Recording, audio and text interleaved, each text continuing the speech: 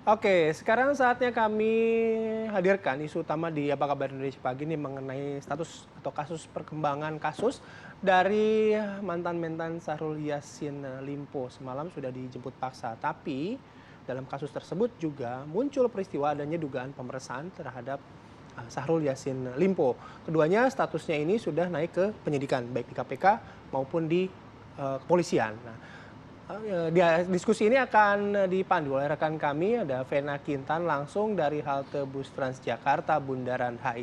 Vena.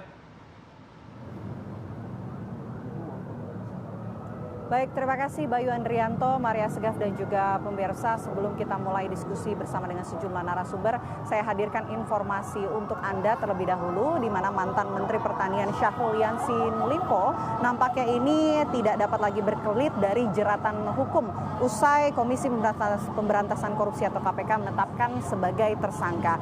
Dan KPK pun langsung bergerak cepat dan langsung melakukan penjemputan paksa terhadap Syahrul Yassin Limpo.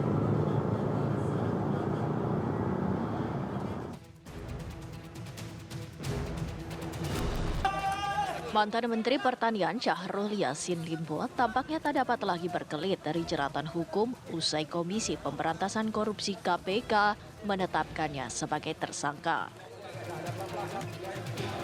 Bergerak cepat, KPK pun langsung menjemput paksa SYL. Selain Syahrul, KPK juga menyematkan status tersangka terhadap Sekjen Kementerian Pertanian Kasti Subagiono dan Direktur Alat dan Mesin Pertanian Kementan Muhammad Hatta. Mereka dituding bersekongkol menyalahgunakan wewenang untuk mendapatkan sesuatu secara paksa berkedok lelang jabatan hingga pengadaan barang dan jasa di lingkungan Kementerian Pertanian. KPK mengungkapkan saat diangkat sebagai Menteri Pertanian, SYL diduga membuat kebijakan sepihak yang mewajibkan bawahannya memberikan setoran. Diduga melalui Kasti dan Hatta itu pula, SYL menerima setoran itu rutin setiap bulan. Sumber uang yang digunakan antara lain dari realisasi anggaran Kementerian Pertanian yang sudah digelembungkan nilainya hingga permintaan sejumlah uang dari vendor yang memperolah proyek dari Kementan. Total uang yang diterima para tersangka mencapai 13,9 miliar rupiah. Upeti itu ditengarai dipakai untuk memenuhi kebutuhan pribadi SYL dan keluarganya. Selain dugaan pemerasan dalam jabatan, para tersangka juga diduga menerima gratifikasi dalam pengadaan barang dan jasa di Kementerian Pertanian. Tim TV One mengabarkan.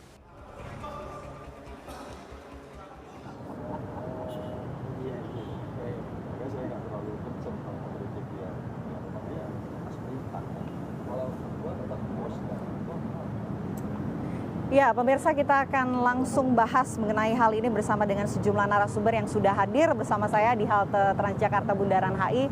Ini ada Pak Saud Situmorang, mantan pimpinan KPK, Wakil Ketua KPK periode 2015 sampai dengan 2019. Selamat pagi Pak Saud. Selamat pagi Indonesia. Selamat pagi Indonesia. Oke, di sebelah Pak Saud ini juga sudah hadir praktisi hukum. Ada Mas Alfon Kurnia Palma. Selamat pagi Mas Alfon. Pagi Mbak Vena. Oke, sehat ya? Ya, sama-sama. Semuanya. Oke, sebelum mungkin saya ke narsum yang sudah ada di sebelah saya mau menyapa juga, ini melalui sambungan virtual sudah hadir jubir KPK, Pak Ali Fikri. Selamat pagi Pak Ali. Selamat pagi Mbak Vena. Selamat pagi Mbak Vena. Oke, mungkin saya ke Pak Ali Fikri terlebih dahulu. Pak, ini baik. Pak Ali Fikri, ini tadi malam pihak Komisi Pemberantasan Korupsi telah menjemput paksa mantan Menteri Pertanian Syahrul Yassin Limpo. Padahal sebetulnya dikatakan oleh tim kuasa hukum dari SYL ini, SYL akan hadir dari pemanggilan yang sebelumnya sempat absen hari Rabu. Hari ini rencananya akan hadir, tapi malam tadi dijemput paksa. Apa alasan penjemputan paksa, Pak Ali Fikri? Yang pertama perlu koreksi ya, ini bukan jemput paksa Mbak Vena. Ini jelas dan sebagaimana surat perintahnya adalah surat perintah penangkapan gitu ya. Kalau jemput paksa secara KUHAP nanti di sana kan bila dipanggil kemudian mangkir tanpa alasan begitu ya, itu sebutannya jemput paksa. Tapi kalau penangkapan itu ya terhadap tersangka juga kemudian melakukan diduga keras melakukan tindak pidana begitu ya, yang atas dugaan yang kuat tadi harus didasarkan pada bukti permulaan yang cukup gitu. Hanya itu alasan penangkapan itu gitu. Artinya begini secara teknis, kalau kemudian seseorang sudah ditetapkan tersangka hari ini, langsung dilakukan penangkapan itu boleh-boleh saja, sah-sah saja sepanjang ada surat penangkapannya, ya kan? Kemudian diberitahukan kepada yang bersangkutan ketika menangkap, begitu. Itu boleh saja. Justru dalam perkara ini kami telah memberikan ruang dan tempat sebenarnya kan kepada tersangka SYL ini untuk hadir, baik itu sebagai saksi maupun sebagai tersangka, begitu. Tapi kemudian memang kami memiliki analisis tersendiri, begitu ya. Tentu ini berdasarkan ketentuan undang-undang yang kemudian menjadi basisnya, menjadi dasarnya, begitu. Misalnya ada dugaan kabur misalnya. Karena kemarin dari track recordnya kan jelas ya, ketika Dinas Luar Negeri pun kemudian juga keberadaannya sempat menjadi simpang siur, gitu ya. Bahkan Wakil Menteri pun juga tidak tahu keberadaannya, ini kan lucu, gitu. Kemudian yang kedua juga kekhawatiran terkait dengan hilangnya bukti. Ini kan juga kami memiliki data dan fakta, beberapa bukti sudah banyak dihancurkan, gitu ya. Itu walaupun itu kami paham betul kalau secara hukumnya nanti ini alasan penahanan ya. Tapi secara alasan sosiologisnya ya, kemudian kami kemarin sudah memanggil yang kedua, gitu, yang kedua kalinya betul ada panggilan untuk hari ini. Tapi dengan berjalannya waktu, dengan pertimbangan-pertimbangan, dengan informasi-informasi gitu ya, dengan analisis-analisis yang ada di lapangan, tentu tim penyidik kemudian dapat mengambil sikap untuk melakukan penangkapan terhadap yang bersangkutan. Sekali lagi, penangkapan itu dapat dilakukan ketika seorang telah menjadi tersangka, gitu. Kalau kemudian ada beberapa pihak yang mencoba untuk menggiring bahwa ini bukan yang lazim dan sebagainya, ya saya kira perlu kembalilah kepada KUHAP-nya seperti apa gitu, aturan hukumnya seperti apa, itu saja. Jadi jangan berdasarkan persepsi dan tafsirannya gitu. Orang jelas di sana yang disebut penangkapan itu apa, penahanan itu apa, syarat-syaratnya apa gitu. Kami pastikan semua syarat-syaratnya sudah terpenuhi. Kalaupun misalnya ada pihak-pihak dalam hal ini tersangka tidak terima dengan penangkapan ataupun penahanan, ya silakan ajukan, ada ruang dan tempatnya di mana, di pra-peradilan kan gitu. Jadi saya kira kami ingin melihat jalur ini secara objektif begitu ya. Kami amati beberapa pihak dari semalam mencoba untuk membangun opini-opini yang lucunya beberapa mantan aktivis yang saya kira kok membelokkan beberapa fakta ya gitu. Jadi mungkin sih kami pahami mungkin saja informasinya tidak utuh gitu ya. Bisa jadi kan seperti itu sehingga pemahamannya menjadi keliru gitu. Ada kasus korupsi seperti ini, tetapi kemudian kok justru yang selama ini mencoba membangun bersama-sama, yang saya katakan tadi, misalnya anti korupsi dan sebagainya, begitu ya. Tapi kemudian justru mengatakan dan berpendapat yang sebaliknya, saya kira justru melakukan seolah-olah pembelaan terhadap pelaku-pelaku terduga korupsi kan gitu. Ini kan fenomena baru saya kira ya, yang kami sebenarnya sudah sadar beberapa perkara juga bahkan sempat di KPK justru dibela oleh mantan pimpinan KPK misalnya. Ini kan faktual ya, saya tidak mengada-ada gitu, memang faktanya ada seperti itu. Nah, artinya menarik lah begitu ya. Dan saya kira tantangan-tantangan dalam upaya pemberantasan korupsi ke depan begitu Mbak Vena. Oke. Tapi Pak begini, ini kan dari pihaknya Syahrul Yassin Limpo juga sudah menjelaskan bahwa hari Rabu ini tidak bisa datang memenuhi panggilan dari tim penyidik KPK dan rencananya ini baru akan datang hari ini Pak. Kemudian apakah memang KPK tidak merespon adanya respon dari pihak pengkuasa hukum tersebut yang akan bersedia hadir rencananya hari ini dan pada akhirnya ditangkap ya Pak, sebutannya bukan jemput paksa, ditangkap hari Kamis malam, ya. Ali Fikri. Jadi begini, betul ada panggilan sebagai saksi dan tersangka pada Rabu kemarin, itu betul gitu ya.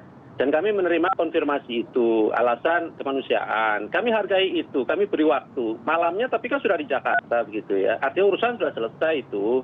Hari Jumatnya kalau niat baik, kooperatif ya hadir, datang sebagai rangkaian dari hari yang kemarin dipanggil, kan begitu. Tapi nyatanya kan sampai sore juga tidak muncul juga gitu. Walaupun keberadaannya kami tahu dia dari Jakarta gitu ya. Bahwa ada proses-proses berikutnya dilakukan pemanggilan, ya gitu ya. Makanya sekali lagi ini kan butuh waktu yang cepat dalam proses penyelesaian perkara gitu. Dalam penyelesaian sebuah perkara, khususnya tersangka yang belum dilakukan penahanan, itu kan memang butuh kemudian strategi-strategi khusus ya, bagaimana agar optimal penyelesaian perkara ini sesuai dengan apa yang diharapkan oleh tim penyidik begitu, dalam pengumpulan bukti-buktinya, dalam nanti mempertanggungjawabkan oleh jaksa di hadapan hakim dan sebagainya. Tapi sekali lagi poin pentingnya adalah ini adalah bagian dari proses-proses penegakan hukum yang sekali lagi dasar kami adalah di dalam KUHP. Kalaupun tidak terima ya silakan diuji begitu.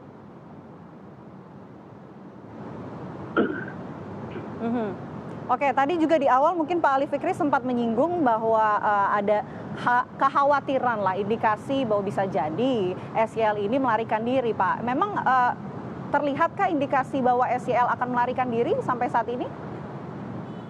Ya tidak perlu saya detailkan di sini kan begitu ya. Itu kan sesuatu yang bagian dari cara-cara kami menyelesaikan sebuah perkara. Tentu sekali lagi ada informasi, data, dan analisis begitu ya. Bagaimana kemudian kami harus cepat melakukan penangkapan terhadap tersangka dalam rangka kebutuhan proses penyidikan ini gitu. Bahwa ya kita kan bisa lihat dari kemarin bagaimana proses perjalanan perkara ini, dari dipanggil proses penyelidikan kemudian juga sempat tidak hadir, kemudian ketika dipanggil sebagai saksi dan sebagai tersangka juga tidak hadir, bahkan keberadaannya sempat tidak diketahui misalnya, seperti itu kan ini bisa dibaca sebenarnya kalau Mbak Vena bertanya begitu. Walaupun kami tidak mungkin sampaikan di forum seperti ini apa sih yang menjadi dasar kemudian informasi yang diperolehnya kan begitu. Karena bagian dari strategi penyelesaian perkara.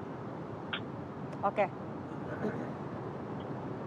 Baik, terima kasih banyak Pak Ali Fikri sudah memberikan keterangan kepada kami. Tentu proses hukum masih terus berlanjut sampai saat ini. Terima kasih atas waktunya Pak Ali Fikri.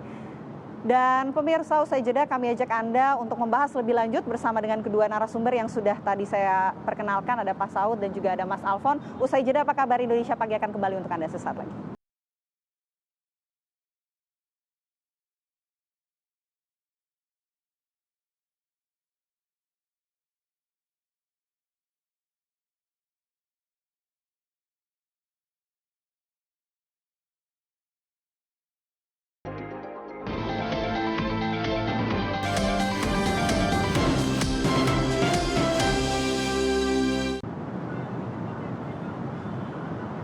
Anda kembali di Apa Kabar Indonesia Pagi, pemirsa. Kami ajak Anda langsung berdiskusi bersama dengan narasumber sesuai janji saya tadi. Nih Pak dan Mas, tadi kalau informasi dari pihak KPK mengatakan bahwa tadi malam ini bukan penjemputan paksa, melainkan penangkapan sesuai dengan prosedur KUHP. Nah, seperti apa mungkin dari Pak Saud melihatnya? Apakah memang benar sudah sesuai dengan prosedur KUHP? Ya, apapun yang dikatakan pembenarannya itu akan ada aja. Alasan yang dilakukan kemarin itu tadi malam itu adalah benar. Mau pakai filosofis, sosiologis, juridis, akan ada aja pembenaran bahwa yang dilakukan tadi malam itu adalah benar, ya kan? Tetapi kalau kita melihat bagaimana mereka bikin surat mau memanggil besok, kemudian keluar lagi pembenaran bahwa melihat track record orang ke belakang terjadi sesuatu. Kalau dia punya track record, kenapa bikin surat yang kemarin itu? Iya dong, kalau punya track record itu emangnya dapetnya kemarin. Kan track record itu dapatnya panjang gitu. Jadi makanya saya bilang di bahan, apapun pembenarannya akan ada saja jawaban-jawaban yang memastikan bahwa mereka sudah benar, mereka sudah adil, mereka sudah bermanfaat. Kenyataannya tidak seperti itu. Jadi sekali lagi, kalau begini caranya pemberantasan korupsi, lepas dari case-nya ya. Kalau memang case-nya itu nanti benar-benar ada pasal 12E kecil, 12B besar, itu nanti di pengadilan diperdebatkan. Tetapi hukum yang dibangun dengan berantas korupsi dengan baik dan benar, efisien dan efektif. Ini efisien, efektif kayak begini? Tentu tidak. Jadi sekali lagi, kita nggak bicara soal konten dari pasal 12E kecil B besar itu. Silakan nanti lawyer-lawyer kedua belah pihak bertempur di pengadilan. Tetapi cara memberantas korupsi dengan noisy seperti ini, karena memang sekarang KPK itu sudah di bawah pemerintah, dan pemerintahnya tidak berbuat apa-apa, ini sesuatu yang sangat tragis. Itu, Mbak. Oke, jadi mungkin Anda melihat penanganan yang dilakukan oleh KPK berkaitan dengan kasus yang menjerat SYL ini seperti apa, Pak? Apakah memang alasan-alasan saja yang digunakan untuk melakukan salah satu penangkapan? Iya, itu hanya pembenaran saja. Pembenaran saja. Iya, sebagaimana nanti akan bisa dijawab oleh kita semua bahwa kalau memang betul itu definisinya penangkapan atau penahanan apapun, hukum itu dibangun dengan keteraturan. Itu cara berpikir hukum. Hukum itu dibuat runtut. Hukum itu bukan dengan kejutan-kejutan, apalagi kalau dia bilang tadi sudah tahu track record. Kalau track record dari awal direncanakan bahwa setiap kasus ada strategiknya, ya kan, sebagaimana nanti juga jaksa dalam runtut juga punya strategik, siapa duluan, itu strategik itu nggak perlu disajikan ke publik. Yang disajikan ke publik ini bahwa Anda memberantas korupsi dengan benar, membuktikan bahwa seseorang itu betul-betul melakukan pelanggaran sesuai dengan perbuatannya. Artinya memang peristiwa pidananya sudah pultoid terjadi. Sebenarnya Anda sudah tahu itu sudah selesai. Berikutnya Anda bicara manajemen. Kalau Anda bicara manajemen, Anda bicara strategik. Kalau Anda bicara strategi, Anda bicara efisiensi. Bicara value yang dibangun. Apa yang mau dibangun dari value seperti ini pemberantasan korupsi? Dengan penuh ketidakpastian dan jelas ketidakadilan. Kalau begitu kenapa yang lain tidak dilakukan seperti ini? Gua bukan lawyernya yang bersangkutan ya, tapi mari kita lihat pemberantasan korupsi itu harus dilakukan dengan upaya yang betul-betul wisdom, kata-kata seperti itu harus ada gitu. Jadi sehingga kemudian nggak aneh orang bilang, Pak Saud konflik of interest dong mereka. Yes, absolutely. Ini konflik of interest. Oke. Mungkin saya mau langsung ke Mas Alfon. Mas Alfon melihat apa yang dilakukan oleh KPK terhadap SYL tadi malam penjemputan paksa, sudah sesuai prosedur kah? Ya, harus dilihat dulu sih sebenarnya sekuen. Kalau bahasa dari Pak Saud itu sekuen. Pertama-tama untuk melakukan penangkapan itu memang harus ada 2 pemanggilan terlebih dahulu. Nah, ketika saat 2 kali pemanggilan tidak dihadiri, makanya penyidik ya, dimanapun itu, baik itu di kepolisian, KPK, atau dimanapun itu ya, itu berhak untuk menjemput paksa, gitu. Dan kemudian dari situ, jadi dia sebenarnya ada 2 terminologi, bisa jemput paksa, bisa penangkapan. Yang pada intinya dia itu akan memeriksa dan memasukkan keterangan itu menjadi suatu BAP gitu. Nah, kemudian nanti terserah dari penyidik apakah akan akan ditahan atau dia akan diwajib laporkan. Itu kemungkinannya ya, dalam KUHP-nya. Nah, saya tidak tahu ya bagaimana ke belakang ini gitu kan. Tapi kalau misalnya dari sekuen tadi gitu kan, misal contohnya sedang ada di mana, contohnya di luar negeri, itu panggilan pertama. Contoh, saya nggak tahu apakah itu benar panggilan pertama atau tidak. Kemudian kedua, kemarin hari Rabu katanya gitu kan, tidak juga gitu ya. Berarti ini adalah 2 panggilan yang tidak dipenuhi. Apapun itu alasannya, si namanya penyidik itu wajib memasukkan keterangan dalam BAP. Karena apa? Pertanggungjawaban dari penyidik kepada kepada aparat yang lain. Karena kalau semisal tidak diberikan keterangan, kan di situ ada kewajiban selama 1 minggu gitu ya. Nah, kalau misalnya enggak, ini bisa jadi suatu persoalan nanti secara hukum gitu kan. Nah, ini saya tidak tahu apakah ini yang mendasari dari KPK atau tidak, saya kurang tahu. Tapi paling tidak faktanya pada saat ini kalau semisalnya memang sudah ada 2 panggilan tapi tidak dihadiri, wajib bagi penyidik untuk 1 menjemput paksa untuk meminta keterangan atau ditangkap. Yang statusnya nanti penahanannya ditentukan oleh penyidik. Nah, itu kan sangat subjektif. Kalau tadi malam saya dengar dari perkataannya dari juru bicara KPK gitu kan, karena track record gitu kan, makanya dia ditahan gitu kan. Satu, karena tidak melari, kemudian yang kedua tidak menghilangkan alat bukti. Itu kan memang ada di dalam KUHP sebenarnya gitu. Nah, sekarang untuk membuktikan itu sulit gitu kan. Nah, jadi seperti yang dikatakan oleh Pak Saud tadi, memang hanya waktu yang bisa membuktikan apakah memang penangkapan jemput paksa itu memang ada tendensi ada apa. Tapi dalam penegakan hukum tidak boleh ada tendensi. Dia harus berdasarkan alat bukti. Gitu. Alat bukti apa gitu kan? Tapi katanya sudah cukup Pak alat buktinya? Ya, kalau misalnya sudah ada cukup ya artinya itu yang dielaborasi. Karena begini, Oke. untuk menetapkan itu ada nama penyidikan, dia Baik. namanya beyond reasonable doubt, Oke. gitu ya. Dia tuh dua alat bukti yang sebenarnya secara maksimal untuk tidak dapat diragukan, Oke. kan gitu Ya, sebenarnya. Oke. Mungkin saya ingin bahas lebih mendalam lagi ya usai jeda mengenai ada perkara yang juga menjerat Syahrul Yassin Limpo. Perkaranya cukup kompleks, Pak. Ada pemerasan di dua lembaga, ada baik itu pihak kepolisian maupun KPK. Nanti lebih detailnya usai jeda. Pemirsa, apa kabar Indonesia Pagi akan kembali untuk Anda.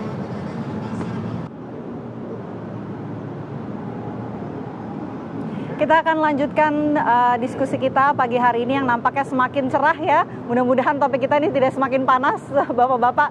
Saya mau kembali ke Mas Alfon mungkin. Mas Alfon, perkara yang menjerat Syahrul Yassin Limpo ini kan kompleks ya kalau kita lihat. Mulai dari ada kasus pemerasan di KPK, kemudian juga ada kasus pemerasan yang diduga dilakukan oleh pimpinan KPK di Polda Metro Jaya sedang ditangani saat ini tahap penyidikan. Bahkan di tengah-tengah adanya dua kasus tersebut muncul foto skandal pertemuan antara Ketua KPK Firly Bahuri dan juga SYL. Dari sisi hukum Anda melihatnya seperti apa, Mas? Jadi begini sebenarnya, dia harus diurai dulu ya. Satu yang ditangani KPK, satu yang ditangani sama kepolisian. Oke. Satu terkait dengan permasalahan pemerasan gratifikasi di KPK, dan kemudian satu lagi terkait dengan pasal 36 gitu ya. Dan kemudian ujung pengembangan dibilang itu ada pemerasan. Tapi kita harus merujuk dulu nih berdasarkan aturannya terkait dengan klasifikasi dari perkara itu sendiri sebenarnya. Nah, dalam penyidikan itu sebenarnya ada 4 kategori penanganan. Mudah, sedang, sulit, dan sangat sulit sebenarnya. Nah, kemudian ini kan di dua kelembagaan ini seperti Mbak Vena katakan seperti seolah-olah berpacu dalam melodi, gitu ya. Nah, dalam konteks itu sebenarnya kita harus melihat apakah sekuennya tadi itu normal atau tidak. Gitu. Nah, kalau misalnya dilihat gitu ya, KPK katanya itu kan mulai dari 2021 ya Pak ya? Ya, 2021. Ya, kan gitu kan di Humas. Pengaduan masyarakatnya itu. Ya, satu. Dan kemudian kalau misalnya di polisian itu di bulan Agustus. Betul. Ya. Di Aduan 2023 masyarakatnya. kan gitu kan. 2021 23 artinya 2 tahun atau 3 tahun. Di kepolisian ini di Agustus 2023 sampai Oktober 2023, artinya 2 bulan kan gitu ya. Nah, pertanyaannya tadi kan dikatakan bahwa pemerasan, kira-kira pemerasan itu adalah pembuktian. Ini kita berdasarkan alat bukti.